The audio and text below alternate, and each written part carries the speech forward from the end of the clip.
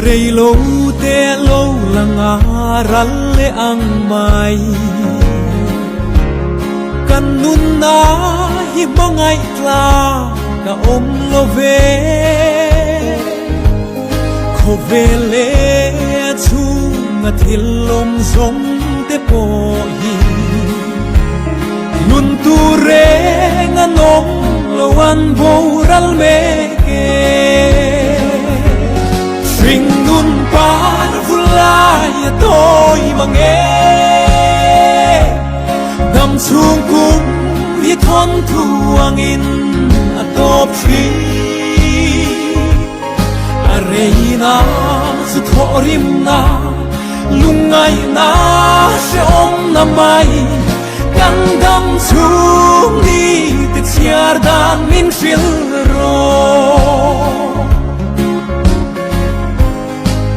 parang arei lo te chuai kan nun hi khovel buai chung pui sing nuai leng te hi chan dam tu lalpa itel lo chuan khovela lom na kim lung oi na le lim na om lo Ring nun pan vulai tôi mà nghe đâm xuống cung vi thon thuang in atop phi arena su thorim na lungai na se om na mai kan đâm xuống đi te chiar dan min fil ro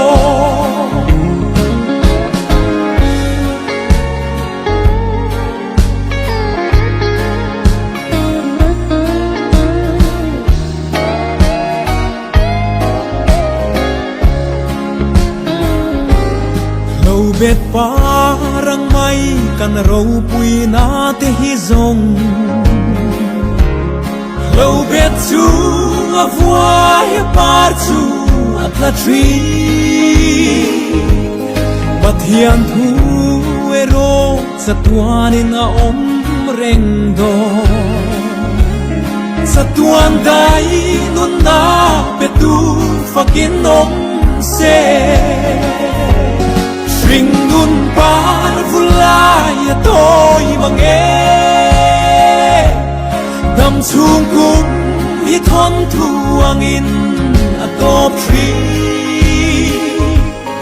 arena su thorim na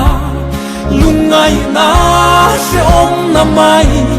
kan đâm xuống đi te chiar dan min fil